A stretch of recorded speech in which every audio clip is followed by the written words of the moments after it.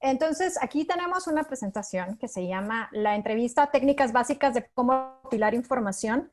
Y lo primero que tenemos que tener claro es que es una entrevista. Y una entrevista es un intercambio, un diálogo que no se hace solo por la satisfacción de conversar. Esto es la primera cosa que nosotros tenemos que entender. Uno no hace una entrevista porque queremos platicar con alguien. Uno hace una entrevista porque necesitamos obtener información que en un momento dado nos puede servir para alimentar una nota, para alimentar un reportaje o para utilizar el género de la entrevista en sí. El género de la entrevista es un género muy rico porque uno escucha de primera, o sea, no hay filtros para escuchar la información que un funcionario, que una persona destacada o que alguien más nos puede dar o nos puede proporcionar en un momento dado. Una cosa muy importante de tomar en cuenta es entender que esta es una charla planificada. No es algo que nosotros hacemos porque se nos ocurre. Una entrevista es algo que nosotros tenemos que entender que tiene un propósito y que tiene una razón de ser. Es un medio para obtener resultados, es para obtener también datos, opiniones, criterios y preferencias. Una cuestión que también tenemos que tomar en cuenta antes de hacer una entrevista es que no es un interrogatorio policíaco. Tampoco es una simple conversación entre amigos. Es una técnica, y es una técnica que se perfecciona con el tiempo, en donde dialogamos y combinamos la interrogación y la conversación con el fin de recaudar datos, cifras, anécdotas o historias. No es un pleito entre un abogado defensor y un abogado acusador. Eso es muy importante de tomar en cuenta. No es un interrogatorio de un fiscal hacia un criminal. Hay varios periodistas en Guatemala que creen que mientras peor queda el entrevistado, mejor para nosotros, sobre todo cuando trabajan en medios electrónicos. Y que el entrevistar es un ataque, el entrevistar es lucirse uno, el entrevistar es hacer quedar mal a la otra persona. Eso por lo general no aplica. Puede aplicar en algunos momentos cuando estamos fiscalizando a alguien, por ejemplo, un diputado que sabemos que está robando dinero, un ministro que sabemos que no está cumpliendo con sus funciones, pero por lo general, y mi experiencia, es que se obtiene más con miel tratando bien a la gente que tratándola mal, porque si las tratamos mal, lo que nos puede pasar, y en algunas ocasiones a mí también me ha pasado, es que se levanten y se van. Entonces todos quedan mal. Queda mal el entrevistador, queda mal el entrevistado, quedamos mal con la audiencia si estamos haciendo una entrevista en un medio electrónico. Y nosotros siempre nos debemos a la audiencia cuando estamos pensando en radio o en televisión. Y también un poco cuando estamos hablando de entrevistas para medios de comunicación escrita. Imagínense que ustedes los mandan a hacer una entrevista, ustedes me prometen que la van a hacer y al final me dicen que no me la pueden entregar porque el entrevistado se enojó y se levantó y se fue. Eso no nos sirve, ni lo sirve a ustedes, ni me sirve ni me sirve a mí. El entrevistador no acusa, el entrevistador busca la verdad. Y esto lo hacemos de manera como se plantean las preguntas. En el momento en que nosotros nos portamos agresivos, lo más seguro es que nuestro entrevistado no se sienta cómodo y no quiera respondernos. En cambio, si preguntamos las cosas de una manera amable y sobre todo de una manera respetuosa, vamos a obtener las respuestas que necesitamos. Porque vuelvo a repetir, un entrevistador tiene que pensar en la persona que la va a leer, en la persona que lo va a escuchar, en la persona que va a colocarse en su podcast, ahora que estamos hablando de medios de comunicación digital, y encontrar esas respuestas a esas preguntas que la mayor parte de la gente pueda tener. El género de la entrevista en estos momentos, como la crisis de seguridad sanitaria que estamos viviendo, es muy importante. Miren la cantidad de entrevistas que se han hecho a médicos, a enfermeros, a el presidente Alejandro Yamatei, a Edwin Asturias, el director de la COPRECOVID. Todos tenemos muchas dudas con respecto a lo que está pasando y todos tenemos muchas dudas con respecto de cómo salir de esta crisis. Y entonces, ahora, por ejemplo, yo que trabajo en Emisoras Unidas, no les puedo decir, estamos haciendo un promedio de 8 a 10 entrevistas al día. Las entrevistas que se hacen en la primera hora, que ahora son 5 por lo menos. Las entrevistas que se hacen en hora 15, que son 2 por lo menos. Las entrevistas que se hacen en el espacio de patrullaje informativo, que a veces es 1. Estamos hablando de 8 entrevistas que tenemos que planificar todos los días para poder mantener informada a la población de todas las dudas que pueda tener con respecto a lo que estamos viviendo. Y bueno, también es un momento tan dramático y tan crítico que muchas veces los propios entrevistados nos dicen, mire, no sé la respuesta, no tengo la respuesta, no conozco la respuesta, porque estamos en una fase muy primaria de esta terrible pandemia que estamos viviendo. Pero ¿cuál es el fin último de cualquier entrevista que nosotros hagamos? El fin último de cualquier entrevista que hagamos es buscar la verdad, ayudar a la gente, ponernos en los zapatos de las personas que no tienen la oportunidad de acercarse a estos funcionarios y ayudarlos a ellos a que resuelvan sus dudas. Para preparar una entrevista, uno no piensa en qué es lo que yo quiero saber, uno piensa en qué es la gente que me rodea en mi entorno, las personas que están alrededor mío, qué quisieran saber si tengo yo la oportunidad de hablar con el alcalde, por ejemplo, en medio de esta pandemia, o de hablar con la persona que está encargada de los mercados, ahora que me estaban contando de lo que estaba pasando en Gualán. ¿Cuáles son las respuestas que estas personas quieren tener? Y el proceso de elaboración de cada entrevista depende de para qué vamos a utilizarla. Cuando les estoy pidiendo estas entrevistas que tienen que entregar como segunda asignación, es una entrevista que se tiene que planificar mucho mejor que una entrevista rápida que ustedes puedan utilizar para complementar su noticia o para complementar un reportaje en un momento dado. Esas se hacen más rápido porque ustedes, después de hacer esta planificación de notas con las que estamos trabajando, de que ustedes mismos saben qué preguntas se quieren responder, ya saben más o menos, voy a hablar con el director de la policía, le voy a hacer estas preguntas, voy a hablar con el alcalde, le voy a hacer estas preguntas, y no se requiere de una planificación tan extensa como la que sí se requiere de estas entrevistas, que es su segunda asignación. Y como están viendo en este slide, para que tenga éxito cualquier entrevista, deben de aplicarse 2 máximas. La primera es preparar la entrevista y la otra es escuchar al entrevistado. Porque muchas veces nos preocupamos tanto por seguir el cuestionario y por responder las preguntas que hemos preparado, que no escuchamos las respuestas que nos están dando. Y en esas respuestas muchas veces hay preguntas que son más interesantes que las que nosotros llevamos preparadas o planificadas. Una entrevista tiene éxito en la medida en que el entrevistador se informa sobre quién es la persona a la que va a entrevistar. ¿Quién es? ¿Con quién voy a conversar? ¿Qué ha hecho esta persona? ¿Dónde vive? ¿Quién es? ¿Cuáles son sus condiciones de vida? Aquí piensen, por ejemplo, si ustedes quieren hacer una entrevista con una persona que está siendo afectada por el COVID-19 o una persona que sobrevivió al COVID-19 en algunas de sus comunidades. Antes de sentarse a hacer la primera pregunta, antes de sentarse con él, tienen que averiguar un poco de quién se trata.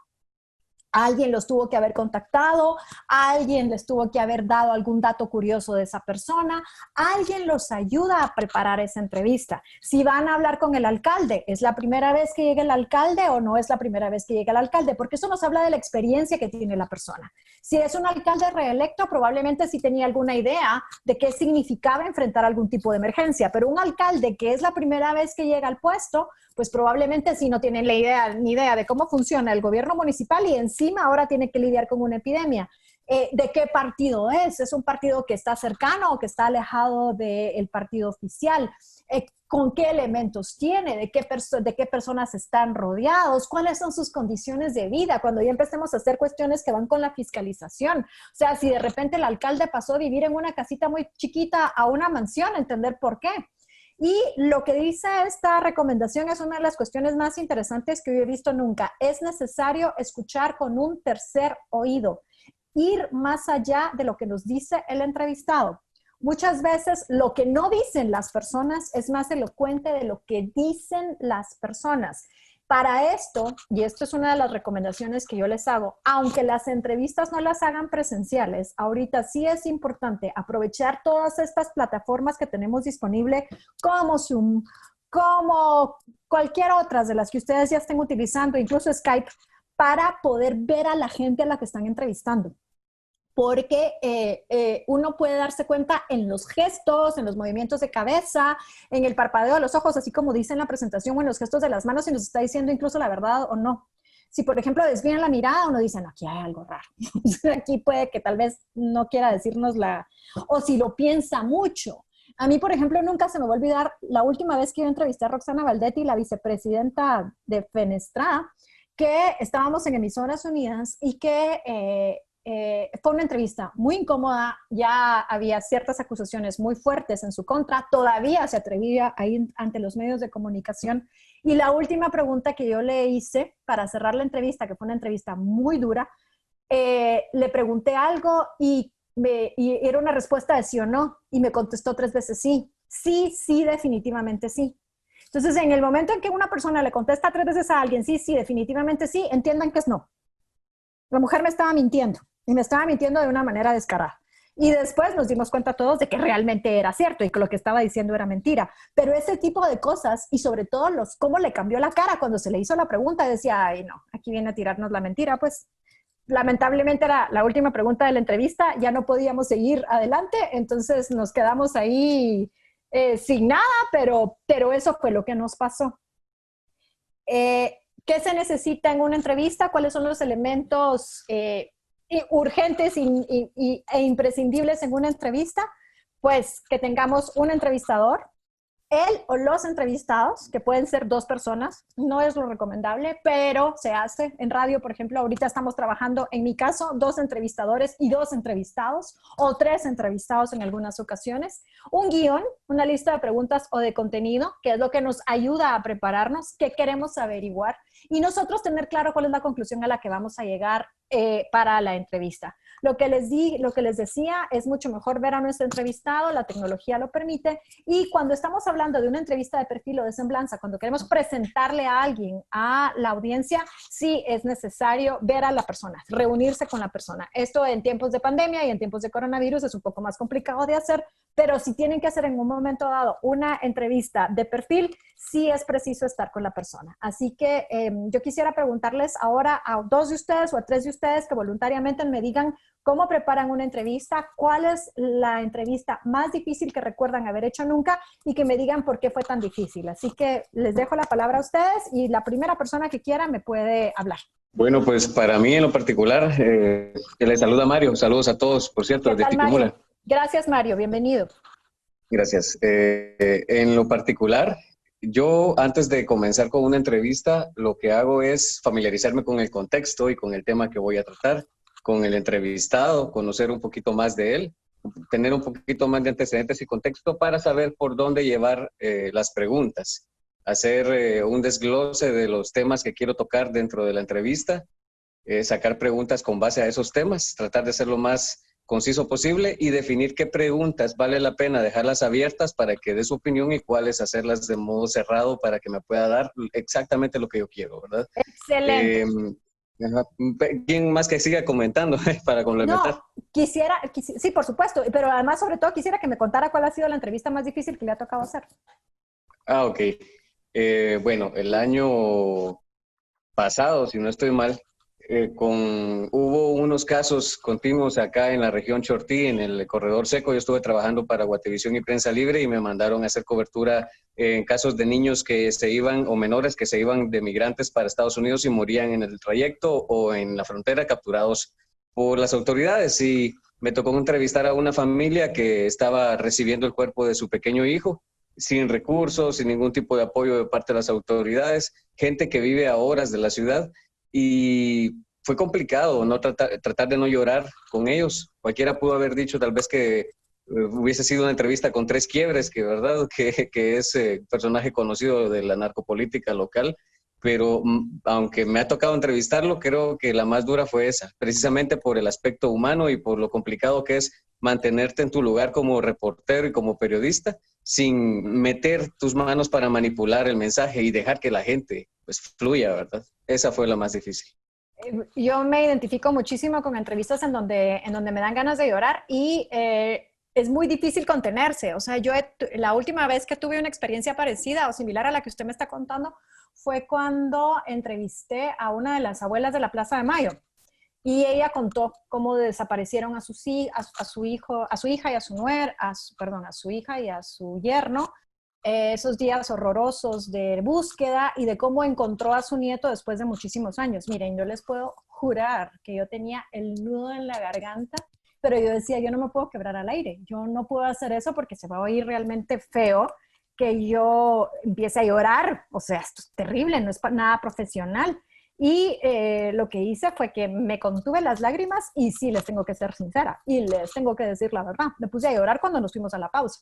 2 minutos de llantecito y regresamos y yo como si nada, porque lo entiendo perfectamente bien a usted. Imagínese lo mal que se hubiera oído que yo llorara al aire. O sea, sí, muy mal, muy, muy mal. ¿Quién más? A ver, ¿quién más me cuenta su experiencia? Buenas tardes. Sí, Max. Max, sí. Sí, claro, ya vi. ¿Qué tal? Yo tal vez no es tanto por el tema sentimental, sino que lo que me sucedió que yo estuve trabajando para Flaxo, Ajá, producción audiovisual, sobre la migración, obviamente, ¿verdad? Y que ellos ajá, es su fuerte. Entonces, lo que más nos costó fue con Eric Salazar, que era el que está a cargo del área de comunicación, ajá. toparnos con los alcaldes y la COCODE, porque nosotros lo que necesitábamos era el permiso, obviamente, para poder hacer las tomas a toda la parte de el pasar de los migrantes. Y la COCODE sí nos autorizaba, pero la municipalidad era como, sí, los vamos a dejar, y eso nos pasó más que todo en la Mesía. Entonces, el tema de los permisos fue lo más difícil para mí. Ah, ok, ok, sí, ese es un reto que muchas veces pueden llegar a tener y que es importante sobrellevarlos con el mayor respeto posible. Ahí van a ver ustedes que la palabra respeto es la que más van a ver en esta presentación que les estoy haciendo. O sea, se las voy a repetir hasta el cansancio. Así que una última experiencia, alguno de ustedes que me levante la manita y que empiece a platicar. Sí, hola, Axel Hola. nuevamente. Axel, ¿qué tal? Sí, no me quiero quedar sin contarle la experiencia. Dele, por favor. A inicio de semestre nos pide uno de los catedráticos de la universidad realizar 3 entrevistas. Ajá. No teníamos experiencia, no teníamos las herramientas, no teníamos el método para poderlo aplicar. Y eso no es lo más complicado. Lo complicado viene que teníamos que entrevistar a una persona atea, Ah, a un agnóstico ajá. y a un pastor o sacerdote. Pues a un pastor o sacerdote, por la línea de creencia que uno trae, es mucho más fácil porque uno está relacionado con los temas bíblicos. Ajá. Pero ¿cómo enfrentar en una entrevista a un ateo, por ejemplo? Con respeto. Ay, a ver, Correcto. así es. Y sin Entonces, prejuicios. realizamos la entrevista Ajá. y pero no pasaba de aquella incomodidad también de estar hablando de un tema y escuchar a una persona que me decía lo contrario a lo que yo creía. Claro. Porque le decía, ¿qué opina usted de Dios? Y me decía, ¿quién es Él? Ajá. Yo, bueno, Dios es quien creó según la Biblia, pero ¿y usted ya leyó tal libro? Ajá. Me decía, ¿y usted ya investigó la teoría del Big Bang, ya estudió las diferentes teorías de la creación del universo? ¿Por qué solo se centra en eso? Uh-huh. O sea, fue algo tan bonito porque sirvió de aprendizaje, pero la situación era de que estar entrevistando a alguien sin tener las herramientas para poder hacerlo y tener que sacarlo adelante, y era una videoentrevista que se tenía que subir a la página de Facebook del curso y que todo el mundo lo iba a ver. Entonces, bien, aquí, perdón por la interrupción, pero tengo 2 personas que me están levantando la mano. Miren, primero que nada, qué mal que los hayan lanzado al agua. Aquí se oye mal de que un catedrático hable mal de otro, sin haberles dado una guía muy preliminar de qué hacer. Pero lo que sí les puedo decir es que lo que debe de primar siempre es el respeto hacia el entrevistado. Miren, yo tuve que entrevistar a Efraín Ríos Montt hace muchísimos años, todavía estaba vivo, calculen, ¿verdad? Y no saben lo horrible que fue para mí, porque el hombre para mí era el demonio encarnado. Y tuve que llegar con una gran sonrisa, agradecerle, decirle, o sea, uno tiene que dejar sus sentimientos afuera. O sea, uno no puede expresar sus sentimientos ni puede ir con prejuicios cuando uno está haciendo una entrevista. Uno tiene que separarse incluso de todo lo que sabe de esa persona, porque esa persona lo puede sorprender. O sea, ustedes probablemente en algún momento de la vida van a tener que entrevistar a un pandillero y lo más seguro es que ustedes entren muy agresivos con él, y no, lo tienen que tratar con el mismo respeto que tratarían a un ministro. Suena horrible, pero así es, porque si no, no vamos a obtener resultados. Así que gracias por tu experiencia, Axel. David, vamos contigo, que tienes la mano levantada también. Sí, bueno, yo tuve una experiencia, yo desde un principio, cuando yo empecé con mi medio, yo siempre les decía, yo no soy periodista, pero quiero hacer el intento, les decía, porque aquí muchos de los periodistas están al lado de los alcaldes, ¿verdad? Entonces no dan Ah, la realidad, la realidad. Entonces yo entré así, pero ajá, entonces llegué a entrevistar al alcalde de Puerto Barrios. ajá. Todo bien, yo sin experiencia, sin saber de entrevistas. La misma gente le hizo ver sus errores al alcalde, ¿va? En una transmisión en vivo. Pero a partir de esa entrevista, el señor se me acercó bastante y me ofreció contratos de publicidad en la municipalidad, ¿verdad? Esta es algo de experiencia que yo quiero compartirles, ¿verdad? Ok. Entonces, yo acepté. Ajá. Entonces, ya cuando yo estaba con eso, con esos contratos de publicidad con el alcalde, ya las entrevistas ya eran suavecitas, ¿verdad? Sí, sí. Hasta que hasta que Miren, la misma gente me presionó ajá. a decirme vendido, que no sé Es que qué, que ese es el riesgo trampa. que muchos de nosotros, miren, no es la primera vez que, que escucho esta historia, David, es un riesgo que muchas de las personas que ejercen el periodismo en las comunidades se van a enfrentar y son dilemas que en un momento dado surgen, porque dejan, y también pasa aquí en la ciudad, aunque en menos grado, pero tenemos muchos periodistas que, por ejemplo, se fueron a trabajar de voceros, o sea, porque se les ofrece trabajo, porque aquí con la crisis que hay en los medios, pues uno se va de vocero al Ministerio de Salud y lo agradece porque es una oportunidad laboral. El problema es regresar a ser periodista después, porque ya siempre va a tener uno como el calificativo de, no, esta persona estuvo o se prestó, ¿me entienden? Es bien difícil. Entonces, cuando uno hace la transición de un lado a otro, pues en ese momento lo más recomendable es dejar de ser periodista y dedicarse a hacer lo que está haciendo con el alcalde. Ya después, cuando terminen sus contratos y todo, ya retoman sus actividades periodísticas y aparte de trabajar para una persona. No sé si me explico, David. Sí, sí, sí. Va, y Ok. en este sentido, yo al final yo ya no aguanté la presión, entonces tuve que renunciar a los Y contactos con la municipalidad y mejor decidí siempre seguir atendiendo las denuncias de la población sí, y es que eso es lo que... me eché de Le echaste enemigo al enemigo al alcalde. alcalde, Sí, hoy ya exactamente. no me acepta ninguna entrevista. Eso es lo que pasa, eso es lo que pasa. Y entonces, poco a poco hay que ver cómo recupera uno esas relaciones que se van quedando dañadas.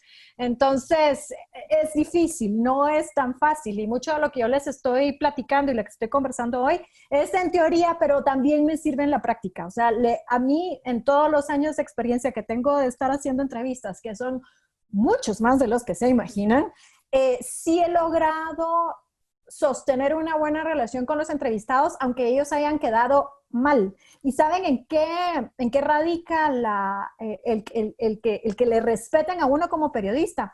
Que no cambien, no modifiquen y no alteren las palabras que dijo.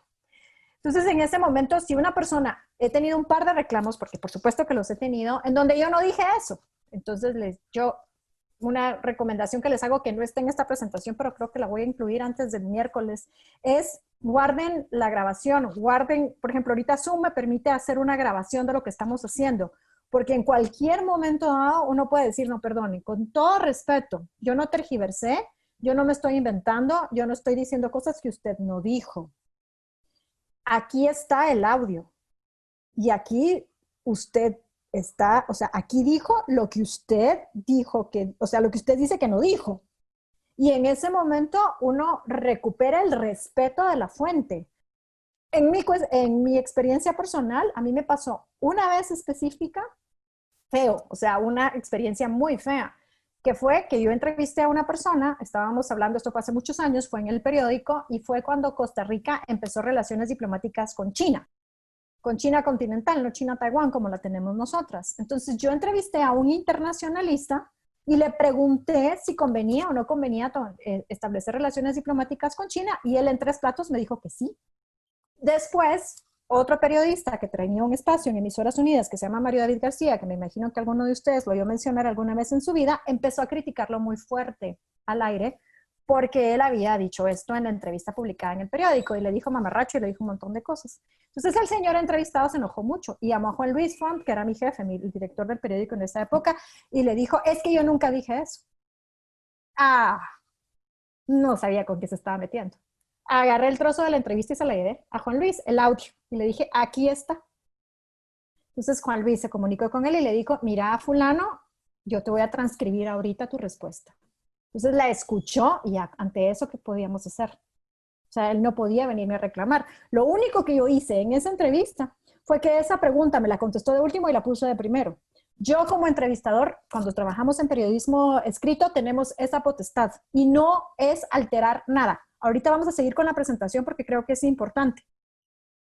Algunas de las cuestiones que les estoy diciendo van a aparecer en esta, van a aparecer precisamente en lo que les estoy diciendo. Y es cabal, el entrevistador debe de ser fiel a los hechos narrados.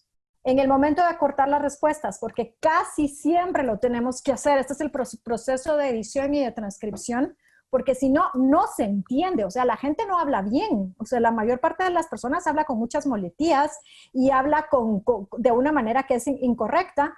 Nosotros no podemos alterar el sentido de lo que la persona nos contó. Sí podemos quitar todas las palabras que están de más, definitivamente, o las muletillas en las que las personas incurren, pero no podemos cambiar el sentido de lo que nos dice.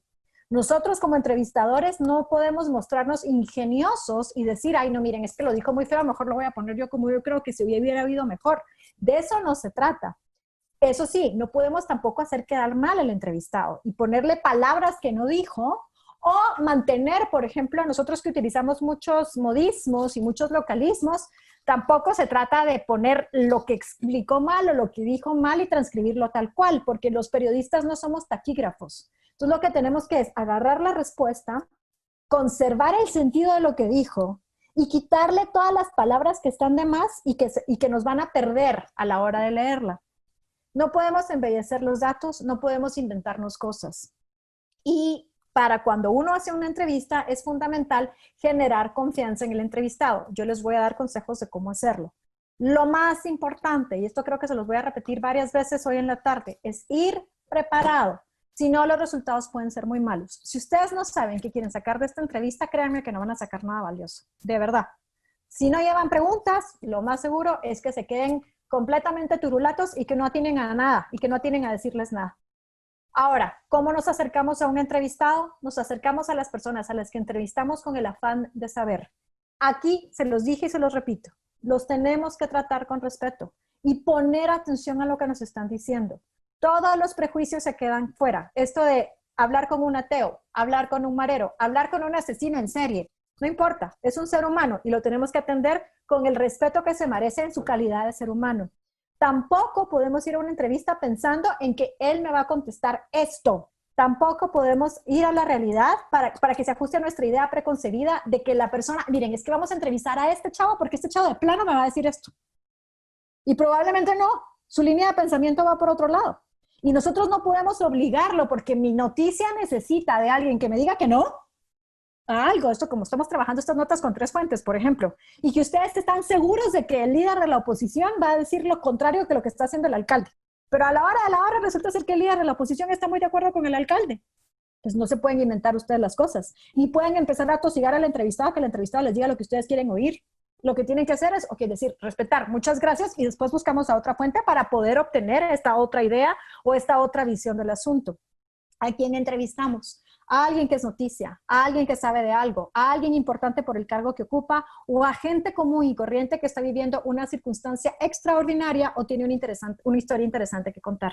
En tiempos del coronavirus, en tiempos del COVID-19, no les puedo explicar lo importante que es esto. Ahorita necesitamos esas historias. Personas comunes y corrientes, que ya no son comunes y corrientes, son enfermeras que están enfrentando la pandemia. Probablemente han sido anónimas toda su vida, pero ahorita son las grandes protagonistas de la noticia. La familia que sobrevivió al COVID-19 o la persona que tuvo, miren, esta historia que ustedes me estaban contando, no sé quién de ustedes, creo que fue Axel, el que estaba contando de la señora del mercado de Hualán que saludaba a todos de mi vida, ¿cómo estás? Imagínense entrevistar a sus hijos o a algún pariente cercano sobre el gran vacío que deja esta persona, que era la locataria más querida del mercado de Hualán. O sea, son cuestiones que nos aproximan a la tragedia del coronavirus de una manera muchísimo más humana. Mi mamá se levantaba todos los días a las 4 de la mañana porque iba a atender y iba con una gran sonrisa. ¿Me explico? O sea, en este momento de pandemia estamos hablando podemos hablar con un montón de héroes anónimos que tienen algo que contar, una historia personal que contar. Y por supuesto, están de protagonistas personas que no necesariamente estaban. Miren, o sea, ya no les puedo explicar la cantidad de epidemiólogos, expertos en salud, o sea, que yo he entrevistado en el último mes y medio. O sea, ya se me están confundiendo entre todos. Pero yo creo que hemos hablado en Emisoras Unidas con todas las personas que en algún momento de su vida revisaron un manual de epidemiología, no les miento. O sea, ha sido una cantidad de médicos impresionante, médicos que probablemente nunca en su vida habían sido entrevistados, pero ahora son los protagonistas de la noticia, son las personas que nos pueden decir otra cosa. Una de las cuestiones muy importantes, a cualquier persona que se le entreviste, se le debe de dejar claro para qué vamos a usar la entrevista. Uno no puede engañar a un potencial entrevistado. Hay que decirle, mire, lo voy a entrevistar porque estoy armando una noticia que va sobre esto y esto y esto. O fíjese que necesito su opinión porque estoy trabajando un reportaje que va sobre esto. O mire, me interesa su entrevista. Me interesa entrevistarla a usted para publicarla en un medio, en este medio, o para divulgarla en la radio o lo que fuera. En esta fase, cuando nosotros contactamos al entrevistado, el entrevistado potencial, la persona a la que queremos entrevistar, nos puede decir, mire, sí se la doy, pero por favor no me voy a preguntar nada del alcalde anterior. Entonces, en ese momento, uno entiende y dice, ok, perfecto, no voy a preguntar nada del alcalde anterior, él ya mandó la pauta, él ya puso la regla. Nosotros debemos respetarlo. Probablemente, cuando ya terminamos de hacer la entrevista y ya vimos que hay una empatía y que desarrollamos una buena onda con el alcalde, le podemos decir, mire usted, ¿por qué no me quiere contar del alcalde anterior? Y en ese momento nos puede responder y en ese momento nosotros le podemos decir, mire, esto es off the record o fuera de record, y si él nos dice, no, mire, esto se lo estoy contando solo a usted, pero es off the record, ese off the record se respeta, pero probablemente si nosotros entramos en una buena onda con el alcalde, nos va a decir, no, mire, ¿sabe qué? Sí, con mucho gusto, puede contarlo, puede decirlo. En esta fase, cuando contactamos al entrevistado potencial, establecemos las reglas. ¿Dónde vamos a hacer la entrevista? ¿Cómo la vamos a hacer? En el caso de las entrevistas que vamos a publicar en Ojo con mi Pisto, y es a las que se tienen que dedicar ya, es decirles, mire, vamos a necesitar una fotografía suya, porque las entrevistas se publican con una foto. Ya saben, tiene que ser una foto de más o menos buena calidad. Necesitamos, ¿qué tipos de entrevista hay? Una entrevista de personalidad, que es la primera es para analizar psicológicamente a un individuo, qué lo motiva a hacer lo que hace. Piensen, por ejemplo, en un corredor o en un ciclista, cuando venga la vuelta ciclística. A ver, ¿por qué es que usted está metido en este equipo? ¿Qué lo llama la atención? Y podemos hablar un montón de cosas, desde que me enamoré de la bicicleta y tal. Ahorita, por ejemplo, que estamos con la pandemia del coronavirus, perfectamente bien podríamos estar hablando con un epidemiólogo y decirle, bueno, ¿y usted por qué está metido en esto? Una entrevista informativa de actualidad son las que se están trabajando todo el tiempo. ¿Qué está pasando? Lo que está pasando ahorita. Y avances o descubrimientos. En este momento, miren, las entrevistas informativas o de actualidad, o sea, es que este sea el género en este momento. O sea, en momentos en donde el mundo no entiende qué es lo que nos está pasando, no tienen una idea de la importancia que tienen estas entrevistas. Después tenemos las entrevistas testimoniales, que en este caso también aplican. O sea, la persona que padeció coronavirus o la persona que vio cómo desalojaron el mercado de Gualán. ¿Me entienden? Entonces ustedes pueden decir, no, mire, fue horrible. Vinieron los policías y jalaron a la gente del mocho, y ese testimonio es muy importante para que nosotros podamos, o ya sea una entrevista propia por sí misma, el género periodístico de entrevista, o complementar una noticia de una manera importante. Y las entrevistas de perfiles son las más complicadas de hacer, son las que a mí más me gusta hacer, que son como pequeñas biografías. Para hacer una entrevista de perfil sí necesitamos prepararnos por lo menos unas 2 semanas. Leer todo lo que se pueda sobre la persona, buscar, hablar con la gente que los conoce, y después, como les decía, con las entrevistas de perfil sí es de sentarse con la persona y decirle, chulito, no me puede dar media hora, necesito que por lo menos me dedique 1 hora y repasamos su vida entera.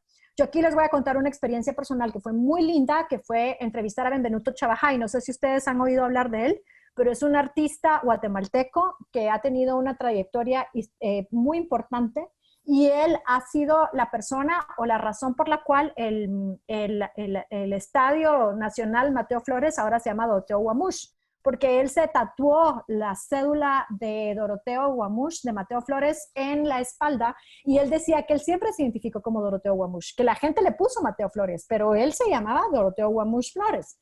Y bueno, con este artista, yo lo entrevisté cuando estaba en el periódico, yo no sabía yo no sabía que se había tatuado la cédula, pero yo ya conocía su trayectoria. Bueno, no saben lo que me costó hacer esa entrevista. Entrevisté a 3 gentes antes, leí todo lo que pude de él, me hice su amiga de Facebook para ver más o menos por dónde iban sus cosas, él me aceptó. Y cuando le hablé al final, le dije, bueno, mi nombre es fulana, yo quisiera entrevistarte para esto, quisiera que platicáramos. Y él es muy tímido, entonces era así como que no, pero es que, entonces yo le decía, mire, ¿y dónde podemos hacer esta entrevista? Entonces me decía, ¿y por qué no nos juntamos en un restaurante de la Sexta Avenida? Yo, no puedo reunirme en un restaurante de la Sexta Avenida porque uno no puede hacer una entrevista en un lugar donde haya tanto ruido. Entonces dije, no, miren, yo no saben qué hice, no sé qué hice en la fecha, pero logré que me dijeran lo que necesitaba. Pues mira, si querés te venís al estudio. Y ahí me morí. O sea, le dije, ay, sí, de verdad. O sea, yo haciéndome la loca, no empecé a pegar de gritos en el teléfono, ¿verdad? Decirle, sí, por favor. No. Ay, perfecto. Entonces, por favor, usted me puede decir dónde está su estudio. Yo muy seria y muy circunspecta y muy todo, apunté la dirección. Me llevé a Moisés Castillo, precisamente, y en el transcurso de la charla fue que él me contó lo de Doroteo Guamuch. Y le dije, ¿y tú me dejarías que te tomara foto del tatuaje? Y me dijo, sí, con mucho gusto. Y es la primera vez que se vio ese tatuaje en Guatemala. O sea, yo no podía conmigo misma. Y la entrevista duró 2 horas y media. O sea, ya se imaginan lo que me tomó transcribir esa entrevista para poder hacer algo coherente y que se pudiera leer en 2 páginas. Así que, pero esas son las entrevistas de semblanza. Y créanme que son de un satisfactorio elevado. ¿Cómo preparamos una entrevista? Lo mismo que estamos haciendo con la preparación de las notas que ustedes están trabajando. ¿Qué me quiero responder? ¿Qué quiero que me diga? ¿Qué? ¿Cómo? ¿Quién? ¿Dónde? ¿Por qué? ¿Cuándo? ¿Qué quiero saber de esa persona? ¿Por qué quiero saber esto de esta persona? ¿Quién me puede contar algo de esta persona? ¿Dónde ha estado esta persona? ¿Cómo puedo informarme sobre el contexto de vida del entrevistado, sobre todo si es de perfil? Las otras cuestiones, ¿cuándo la vamos a hacer? ¿Bajo qué condiciones y en dónde se hará? El bajo qué condiciones y en dónde se hará es mucho más importante de lo que ustedes creen. Porque si la hacen en un lugar en donde hay muchos distractores, nadie les va a poner atención. Lo ideal es hacerlo, así como estamos utilizando esta tecnología y hacerlas vía Zoom, pero donde no haya ni un gato maullando alrededor, o en la oficina de la persona, o en su lugar de residencia, si no están los muchachitos llorando afuera de la puerta. O sea, se necesita mucho controlar el ambiente de la entrevista para que la entrevista funcione. Si no, créanme que se pierde la atención, ustedes no están poniendo atención, el entrevistado tampoco está poniendo atención y aquí es un fracaso el asunto. Cuando ya sabemos cuándo, bajo qué condiciones y en dónde, es indispensable que nosotros como entrevistadores lleguemos puntuales a la cita. ¿Por qué? Porque los entrevistadores, a los entrevistados no les podemos hacer perder el tiempo. Los entrevistados de alguna manera, ojo, porque solamente, hoy miren que lo estoy poniendo entre comillas, de alguna manera nos están regalando su tiempo. Y les digo de alguna manera porque por lo general un entrevistado tiene algún interés en dar una entrevista. O sea, el alcalde sin que quiera contar lo que está haciendo, pues. O sea, pero de todas maneras, uno siempre tiene que ser más humilde que el entrevistado y llegar puntual o llegar 5 minutos antes y nada de que yo soy el periodista y llego a la hora que se me dé la gana. Jamás. Tenemos que escucharlo con atención, tenemos que respetar sus ideas, aunque no estamos de acuerdo con ellas, y no acosar a la persona ni atosigarlo con hechos que le resultan dolorosos o incómodos. Si nos dice, prefiero no hablar de esto, ustedes no insisten en eso. Si el alcalde acaba de perder a su hijito de COVID-19 y dice, para mí es muy doloroso hablar de esto, uno no puede seguir, yo quiero saber. No, eso no se puede hacer. La mejor manera de guardarse la confianza de un entrevistado es dar a entender que uno es profesional, que sabe con quién está hablando. Si ustedes se van a sentar enfrente de una persona a la que van a entrevistar y no tienen la menor idea de quién es, por favor no vayan. Por ejemplo, no he visto sus películas, pero me dicen que usted es director. Imagínense la cara de la persona, o sea, entonces usted no sabe con quién está. Revisen las últimas entrevistas concedidas por las personas a las que van a entrevistar para no repetir lo mismo, porque muchas veces la gente se cansa de oírse lo mismo, de oír lo mismo, y repetir lo mismo, y repetir lo mismo. Adáptela al medio, no es lo mismo una entrevista para radio que para televisión o para prensa escrita. Respetar a las personas, y vuelvo a lo mismo, porque esto es mucho recalcar puntos, es ser fiel a sus palabras cuando se transcriba, no es ser taquígrafos, y lo principal es mantener el sentido. Respetar a las personas también implica ser capaces de ponernos en el lugar del otro y ver las cosas como él las vería. Aquí piensen en un pandillero. Ustedes les puede caer muy mal y pueden creer que son lo peor del mundo y muy probablemente son culpables de un montón de delitos. Pero uno tiene que ser capaz de decir, bueno, ¿por qué es así? ¿De dónde viene así? Y no entrar peleando con él porque tuvimos una mala experiencia con uno. Todos hemos tenido una mala experiencia con un pandillero, creo yo, pero no podemos entrar cobrándonos la venganza con este pandillero de todo lo que me hicieron a alguno anterior. Si se genera empatía, el resultado va a ser mejor. Si ustedes logran que la persona entre en confianza, lo más seguro es que la gente les vaya a contestar cómodamente y pueda decir cosas que ni siquiera tenía planificado contestar o cosas que ni siquiera quería decir. No generen falsas expectativas. Ustedes, no lo que les había dicho antes, no vayan a entrar a una entrevista esperando que deshagan al alcalde porque es el líder de la oposición y resulta que son amigos porque estaban juntos en la primaria. La mejor manera de ganarse la confianza de un entrevistado es dar a entender con quién estamos hablando, nosotros sabemos quién es, admitimos que estamos dispuestos a escuchar, que no lo sabemos todo y que nosotros podemos meter la pata haciendo preguntas. Eso no es ningún problema, no es el fin del mundo. El periodista no es un sabelotodo y si lo hacen al aire, que es muy incómodo, créanme que es muy incómodo cuando uno pregunta algo que no debe de preguntar, uno humildemente puede decir, disculpe, yo tenía mal ese dato, perdone, retomo la pregunta. Para preparar su entrevista, redacte las preguntas que desea a partir de temas. Así ustedes pueden llevar un orden de qué abordar, no se olvidan nada y la charla no es un caos. Se recomienda escribir las preguntas. Hay periodistas que no llevan cuestionario, yo no puedo entender cómo. Yo siempre lo hago y tengo más de 20 años de estar haciendo entrevistas y créanme que sin un cuestionario yo me siento como que estuviera completamente desnuda, así se los pongo, no puedo. Esto nos da seguridad al entrevistado y le quita el miedo a que nos quedemos en blanco. El reto, eso sí, es no estar pendiente del cuestionario, porque no vamos a someter a las personas a un interrogatorio, ¿se acuerdan del primer slide? Lo que llevamos es una guía básica y se sigue al pie lo posible para que no perdamos la oportunidad de hacer una pregunta importante. Por eso es tan importante escuchar, o sea, la guía ahí está, nosotros tenemos claro qué queremos hacer, pero si estamos viendo el cuestionario todo el tiempo y no estamos escuchando a la persona que nos está haciendo las respuestas, que nos está dando las respuestas, lo más seguro es que se nos pierda una repregunta magnífica porque no estamos escuchando lo que nos dicen. Y si estamos pendientes del cuestionario, nos corremos el riesgo de perder la atención y de repente el que queda mal es uno, así como que, bueno, ¿de qué estábamos hablando? Porque yo estoy más pendiente del cuestionario que de lo que el señor me está contestando o la señora me está contestando. Por eso es que el cuestionario se lleva y si consulta, solo si hay necesidad o si por alguna razón la entrevista se interrumpe en algún momento. Imagínense que ustedes están en la oficina de alguien y resulta ser que la señora tan amable del café nos va a llevar un cafecito mientras estamos platicando con esa persona. En el momento en que ustedes le están echando el azúcar al café, pueden aprovechar para revisar su cuestionario así como de reojo y decir, esta pregunta me hace falta. Podemos llevar dos tipos de preguntas. Uno de ustedes ya habló de las preguntas, la pregunta cerrada y la pregunta abierta. Yo recomiendo que ustedes mezclen de las dos, que lleven cerradas y que lleven abiertas para que puedan tener algunas, porque a veces es muy contundente un sí o un no. ¿Usted espera que haya más casos de coronavirus? Sí. Por ejemplo. Y los cuestionarios se ordenan para que sean útiles. El orden estratégico es para que ustedes, para que el entrevistado pueda hablar con mayor facilidad.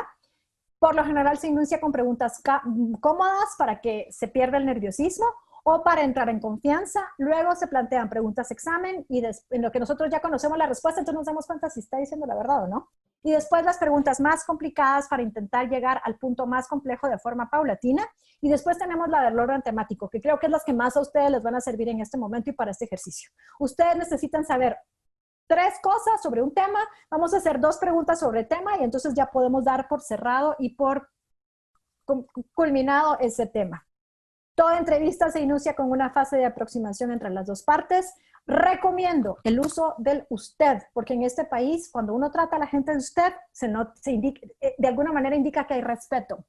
Por mucho que sean nuestros amigos, y sobre todo si son nuestros amigos. en mi experiencia, yo he tenido gente en la radio a la que tengo 20 años de conocer, y no estoy exagerando. Y puede que fuera del aire les diga, bueno, ¿y cómo has estado? ¿Cómo están tu mujer? ¿Cómo están tus hijos? ¿O cómo está tu esposo? ¿Cómo está? Porque los conozco de mucho tiempo. Eso sí, en el momento en que empieza la entrevista, yo, aquí estamos conversando con el doctor fulano de tal. Doctor, buenas tardes. ¿Usted nos puede indicar, o sea, la familiaridad, el trato de cuates, nos conocemos de toda la vida, se queda afuera de la cabina? Y cuando entra a la cabina es usted. E incluso lo hacía cuando trabajaba para medios escritos. Que yo podía entrar con algún funcionario, por ejemplo, les puedo contar de Julio Héctor Estrada, que era ministro de Finanzas. Yo tengo años de conocerlo y era medio pariente de mi excuñada. Y cuando yo lo entrevistaba formalmente, podíamos tener el chit-chat previo de la charla de 10 minutos, pero eso sí, por escrito, nunca lo traté de voz ni nunca lo traté de ¿qué tal tú? Jamás. Cuando yo empezaba a entrevistarlo para el periódico o para Nómada, que también le hice para Plaza Pública también, que también le hice una entrevista bastante larga, siempre fue usted. Yo marcaba la diferencia. Somos cuates, pero eso se quedó afuera. A partir de este momento yo soy la entrevistadora, tú sos el entrevistado y aquí yo te guardo el respeto que se merece un ministro de Finanzas. Cuando se ha finalizado con las preguntas preparadas, pregunten siempre, ¿quiere añadir algo más? Porque las preguntas espontáneas, y por favor ahí lo hacen en estos ejercicios que ustedes van a hacer, muchas veces pueden obtener datos mucho más interesantes que los que ustedes tenían planificados. Es más, hasta puede ser que el cuestionario que ustedes llevaban se vaya al tambo porque se dan cuenta que de la respuesta última que nos da, va a haber algo que es mucho mejor que lo que llevábamos planificado. Esto también es muy importante. Si de repente el entrevistado dice, mire, pero esto que le estoy contando, porfa, entre nos, no lo vaya a publicar. Lo que se llama el off the record se respeta con lo que sea. El off the record, eso sí, puede servirnos para decir, ok, miren, cuando alguien dice un off the record es porque en general quieren que alguien se entere. Lo que pasa es que no quieren que sepan que uno es la fuente. Entonces, si alguien le dice, pero mire, esto entre nos, esto off the record, la gente no suelta esos off the record porque sí. La gente suelta eso porque quieren que el periodista sepa que él sabe algo más, pero que no se puede publicar. Entonces, un periodista abuso, que tiene el tercer oído, dice, no, aquí hay algo. Y lo apunta y lo pone así como con rojito. Fulano de tal me dijo tal cosa. Y sin revelar la fuente, fulano de tal, ustedes pueden empezar a averiguar por otros lados. Miren, ustedes han oído de algo así, no sé qué, y puede que les salga un notición. La información proporcionada off the record o fuera de record puede dar a pie a otras entrevistas, a otra noticia o un reportaje, siempre y cuando esta información que nos dieron off the record la podemos confirmar con otra fuente y esa fuente nos autorice a divulgarla. Y no tiremos al agua a la persona que nos lo dijo, ¿verdad? Ha sido un gusto acompañarles.